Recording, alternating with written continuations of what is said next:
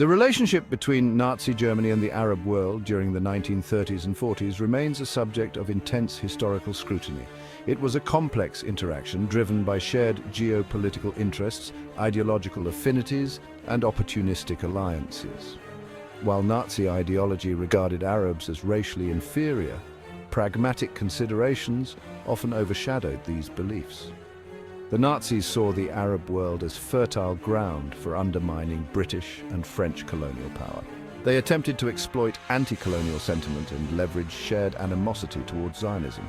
This strategy involved propaganda campaigns, financial aid to certain Arab movements, and alliances with key figures like Amin al-Husseini. However, inherent contradictions plagued this partnership from the outset. Nazi racial theories clashed with any genuine respect for Arab culture or aspirations for self-determination. This inherent imbalance ultimately limited the scope and effectiveness of their engagement with the Arab world. Nazi ideology, rooted in racial theories, hindered any genuine alliance with the Arab world. Hitler viewed Arabs as racially inferior, placing them lower on their racial hierarchy. Despite these prejudices, pragmatic considerations often outweighed ideology in Nazi foreign policy.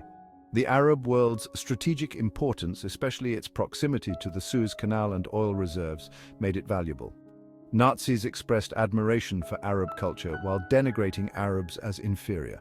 This approach aimed to exploit Arab grievances against European colonialism. This contradiction created mistrust and limited the potential for an effective alliance. In the years leading up to World War II, Nazi Germany's engagement with Arab nationalist movements remained limited and often ambivalent. While recognizing the strategic value of undermining British and French influence in the region, they hesitated to offer full-fledged support. German officials expressed sympathy for Arab grievances against colonial rule, recognizing the potential for inciting unrest against their European rivals. However, this rarely translated into substantial material aid or concrete commitments. One notable exception was Germany's financial assistance to Arab rebels during the 1936 to 1939 Arab Revolt in Palestine. This support stemmed more from a desire to distract Britain from their actions in Europe than from genuine solidarity with the Palestinian cause. Overall, pre-war Nazi engagement with the Arab world remained cautious and opportunistic. With the outbreak of World War II, Nazi Germany recognized the strategic importance of gaining support in the Arab world. They launched a massive propaganda campaign aimed at swaying Arab public opinion in their favor and inciting opposition to the Allied powers. This propaganda blitz utilized radio broadcasts, printed materials, and even film to disseminate their message. They portrayed Germany as a natural ally of the Arab world, a defender against British and French imperialism. Exploiting existing anti-Semitic sentiment became a central theme of Nazi propaganda. While the reach and effectiveness of this propaganda campaign remain a subject of debate among historians, it undoubtedly played a role in shaping Arab perceptions of the conflict. Arab reactions to Hitler and Nazism were far from monolithic. The diverse populations of the Arab world responded to Nazi Germany in various ways. Some saw Hitler as an ally against colonial oppressors. Nazi victories and anti-colonial rhetoric resonated with those yearning for independence. Others viewed Nazism with suspicion and hostility. They saw Nazi racism and totalitarianism as threats to their values. Some collaborated with Nazis, while others resisted and fought with the Allies. The rise of Nazi Germany coincided with a period of significant political and social ferment in the Arab world. Numerous nationalist movements emerged, seeking to challenge colonial rule and forge new identities for their respective nations.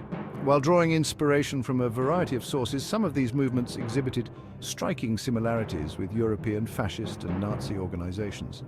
This included the adoption of authoritarian aesthetics, such as distinctive uniforms, elaborate salutes, and the glorification of militarism. The Al-Muthanna Club in Iraq, for example, modeled its youth wing, Al-Futuwa, after the Hitler Youth, instilling in young people a sense of pan-Arab nationalism and engaging in paramilitary training. The extent to which these movements genuinely adhered to Nazi ideology as opposed to simply adopting its outward forms for political expediency, remains a subject of debate. The history of Nazi Germany's relationship with the Arab world has been subject to competing interpretations and often manipulated for contemporary political purposes. Some narratives, particularly those emerging from Israel, emphasize the extent of Arab collaboration with the Nazis, often portraying it as an expression of inherent anti-Semitism within Arab society. These accounts highlight figures like Amin al-Husseini and his role in promoting Nazi propaganda, while downplaying the diversity of Arab responses to Nazism. Revisionist historians challenge these dominant narratives, arguing that they oversimplify a complex historical period. They point to the presence of significant anti-Nazi sentiment within the Arab world and the role of Arab soldiers who fought alongside the Allies. Navigating these competing narratives requires critical thinking and a willingness to engage with multiple perspectives. No figure looms larger in the history of Nazi Germany's relationship with the Arab world than Amin al-Husseini, the Grand Mufti of Jerusalem. His collaboration with the Nazi regime, driven by a shared hatred of Zionism and a desire to advance Palestinian Arab nationalism, remains a source of intense historical scrutiny and moral condemnation. Al-Husseini, after fleeing Palestine following his involvement in the 1936 to 1939 Arab Revolt, found refuge in Nazi Germany. There he met with Hitler and other high-ranking Nazi officials, urging them to support the Arab cause and offering his services in return. He played a key role in promoting Nazi propaganda within the Arab world, broadcasting anti-Semitic messages on radio and encouraging Muslims to join the Nazi war effort. Al-Husseini's legacy remains deeply controversial, his name synonymous with collaboration and anti-Semitism. While the narrative of collaboration often dominates discussions of Nazi Germany and the Arab world, it's crucial to recognize the significant anti-Nazi sentiment and active resistance that also existed within the region. Many Arabs recognized the inherent dangers of Nazi ideology and actively opposed its influence. Arab intellectuals, writers, and journalists published articles and gave speeches denouncing Nazism as a threat to their values and aspirations. They exposed the horrors of Nazi racial policies and warned against aligning with a regime that ultimately viewed Arabs as inferior.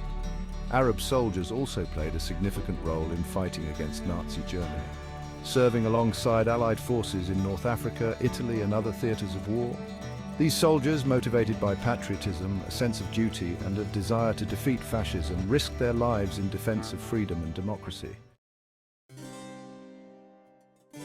The complex relationship between Nazi Germany and the Arab world continues to cast a long shadow over the region's politics and identity.